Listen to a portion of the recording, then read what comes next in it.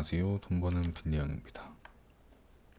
오늘은 이제 사실 한 이틀 전에 올렸어야 됐는데 제목이랑 내용은 크게 상관이 없습니다. 네.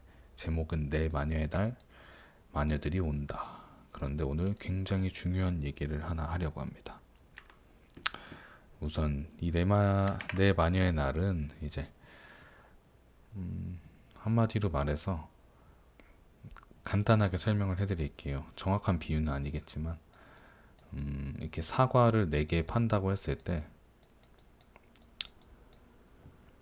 사과의 유통기한이 6월 11일이에요.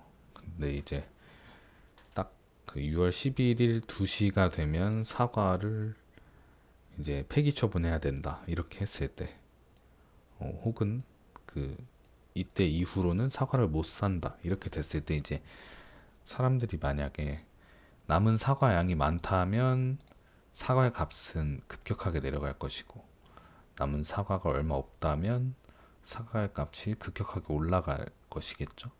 네, 이런 거라고 보면 됩니다. 근데 이게 사과만 그런 줄 알았더니 요 6월 11일 날 감도 그렇게 팔아. 그리고 귤도 그렇게 팔아. 이렇게 하니까 이 모든 과일 시장이 다 막 가격이 막 천차만별인 거야. 예를 든 거고요. 네, 이런 식으로 해서 그 선물 옵션 등 4가지 파생 상품의 만기일이 겹치는 날, 방금 말씀드린 것처럼. 그래서 엄청난 유동성, 변동성이 커지는 날이라고 보면 됩니다. 근데 이제 이런 날이 6월 11일이었어요. 지금 제가 방송하는 날이 12일인가요, 이제? 네, 오늘 딱 끝났는데, 미국의 시장 지수가 심상치 않습니다. 그거에 따라서 이제 최근에 굉장히 불안하게 보고 있었어요. 장을 저도 되도록이면 긍정적인 걸 얘기하고 싶습니다. 긍정적인 걸 얘기해야 유튜브 조회수가 팍팍 나와요. 뭐 예를 들어서 뭐 무슨 뭐 유한양행이 뜰 수밖에 없는 이유 해가지고 이렇게 딱 올리면 유한양행 주주분들이 보고 좋아요 누르고 뭐 주가가 오르든 내리든 조회수가 많이 뜹니다. 그래서 시장 관련된 이런 이슈는 조회수가 안 떠요. 근데도 중요하고 저도 이거 굉장히 중요하게 보고 있기 때문에 말씀드리려 합니다. 우선 최근 증시 자금 동향의 그 실태인데요. 네, 참고는 네이버에서 했습니다. 보시면 이렇게 그으면 안 되지만 간단하게 말씀드리자면 이런 흐름을 보여주고 있는데 고객 예탁금이 늘었죠. 네, 늘었는데 보시면 요거는 신용잔고라 그래서 빚이라고 보시면 됩니다. 근데 이거는 고객 예탁금이라 그래서 현금 정도로 보시면 되고요. 근데 이제 현금은 많이 안 늘었는데 빚은 너무 많이 늘었다 이겁니다. 요거 관련해서 또 말씀드리겠습니다. 네, 요게 이제 6월 최근이고요. 이제 요게 이제 코로나가 이제 휘젓고 간 살입니다. 쭉쭉 빠지면서 그런 날인데 요걸 말씀드리고 싶었어요. 3월 24일 기준으로 현재 신용 잔고는 80%가 증가했고 고객 예탁금은 12.5%가 증가했다.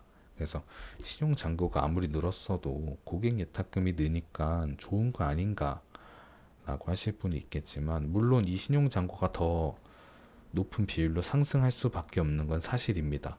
고객 예탁금의 뭐 몇 퍼센트 딱 1대1 비율로 증가하는 게 아닌 건 당연합니다. 다만 이, 이 비율이 아니다 하더라도 이 상관관계가 단기간에 신용잔고는 너무 많이 늘었습니다.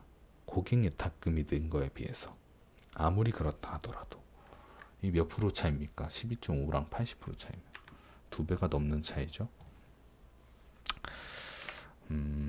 현재 이제 시장 상황은 이렇게 말씀드렸는데 이게 다 무슨 뜻이냐면 현대차도 최근에 막 올랐어요. 딱히 계속 안 좋은 뭐랄까요? 안 좋은 시장? 안 좋은 시장인데도 현대차가 반짝했습니다. 여기 좀 불안하고요. 그리고 포스코도 최근에 포스코 관련된 곳이 굉장히 많이 올랐어요. 최근에. 사실 얘네도 좀 불안하고요. 금융주 같은 경우도 좀 올라줬으면 좋겠는데 아직 많이 안 올라줬습니다. 이건 얘네랑 다른 점이 얘네는 금리가 높으면 한마디로 말해서 시장의 활성도라든지 이런 시장의 안정도가 높으면 얘네 주가가 높다고 볼 수 있습니다. 왜냐하면 그때가 금리가 높은 시점이기 때문에. 근데 지금은 금리가 매우 낮아서 금융주들도 주가 회복을 제대로 못하는 상황이다. 그렇게 막 좋은 상황은 아니다. 그리고 이제 항공주는 얘네랑 비슷한데, 그러니까 불안하다고 보면 되고, 항공주들도 최근에 굉장히 많은 급등을 했습니다. 그런데 얘네랑 마찬가지로 사실 급등할 이유가 딱히 없는데 왜 급등을 한 것인가? 뭐 각각의 이유는 다 있는 건 알고 있습니다. 여기 조선도 포함입니다. 맞네. 뭐 다 뉴스가 하나씩 있는 거 알고 있어요. 뭐 최근에 누가 뭐 사주기로 계약했다. 뭐 또 하기로 했다. 현대차도 뭐 무슨 뭐 이, 뭐 2차 전지 그거 뭐 아세아나도 뭐 어디랑 뭐 합병을 한다나 뭐라나 다 알고 있습니다. 그런데 아무리 그렇다 하더라도 주가 흐름이 추세를 따르지 않는다. 그래서 뭔가 이상하다. 이거는 이제 현재 실업자 수입니다. 이걸 왜 제가 가져왔냐면 지금 이제 실물 시장에 대해서 잘 체감을 못 하시는 분들이 있을 수 있습니다. 당장 나가보면 알지 않냐 이렇게 말씀하실 수 있는데 저는 실물 시장 경제에서 이제 실업자 수는 굉장히 중요하다고 보는 사람인데요. 실업자 수가 굉장히 많습니다. 19년도에 비하면 가히 거의 50%가 올랐죠. 80 몇 명대에서 128명대면 굉장히 많이 올랐어요. 이게 왜 이걸 말씀드리냐면 이거 수치일 뿐인데도 이런 거예요. 이게 뭔 말이냐면 제 주변에는 벌써 실업자도 많고 그 일자리가 갑자기 없어진 사람도 많고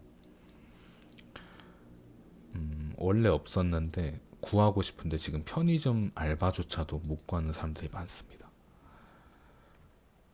이렇다는 겁니다. 지금 요건 이제 GDP 생산 구조인데 이제 우리나라가 이제 어디에 GDP 생산 구조가 가장 많이 치중돼 있나? 서비스업인데 서비스업은 이제 코로나의 영향을 굉장히 많이 받는 업종이다. 그러니까 경제에 굉장히 타격을 받을 수밖에 없다. 물론 개별 산업이지만 이걸 알아두셔야 됩니다. 기업과 개별 산업 개인은 매우 큰 차이가 있습니다. 근데 이 서비스업에 가장 직격적으로 받는 업종이 이제 개인들의 그런 작은 시장들인데 이게 클 수밖에 없다 이겁니다. 그래서 뭐 하고 싶은 말이 뭐냐? 네, 내용 요약으로 다 말씀드리겠습니다. 이게 자꾸 똑같은 말 두 번 하지 말라 뭐 이런 말들이 많으셔서 여기서 한꺼번에 말씀드리자면 내 마녀의 날이 내 마녀의 날은 사실 상관이 없는데 지금 당장 실물 경제와 금융시장의 괴리감이 상당하다. 그리고 지금 당장 일촉즉발의 상황이다. 또한 이제 2월달 급락전의 모습을 아실 분들은 아시겠지만 예탁금 대비해서 신용잔고가 굉장히 많았습니다. 이때도 급락하기 전에 이때요. 이때가 지금하고 비슷한 상황입니다.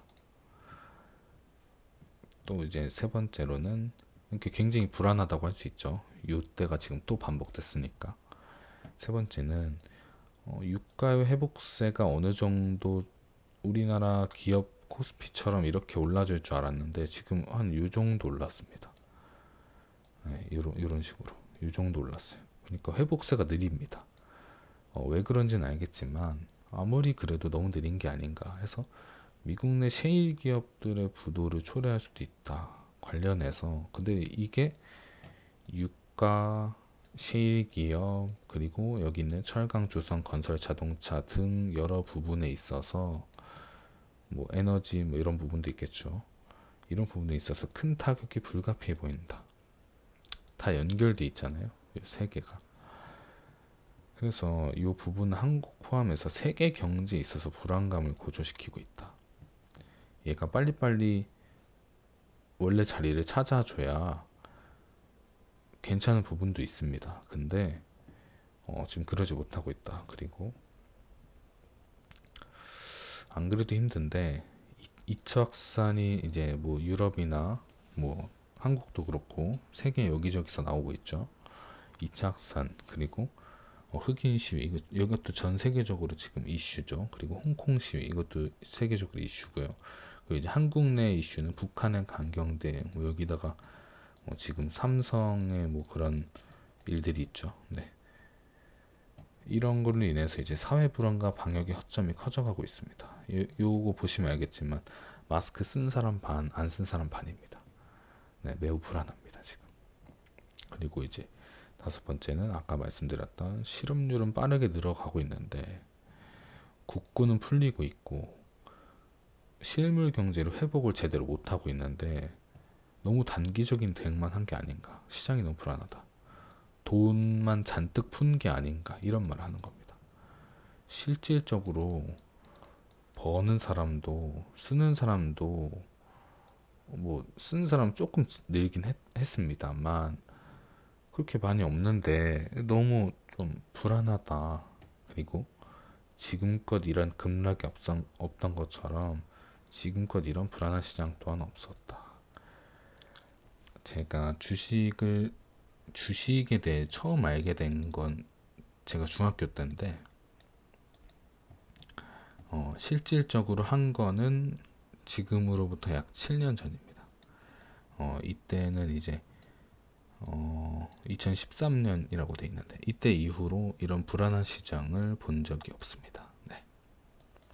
그 정도로 괴리감이 상당하다.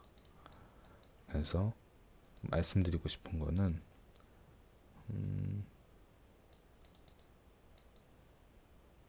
보수적으로 접근하시라. 이 말씀을 드리고 싶습니다. 보수적 접근 그리고 자산 배분. 자산 배분과 보수적 접근에 포커스를 맞추셔서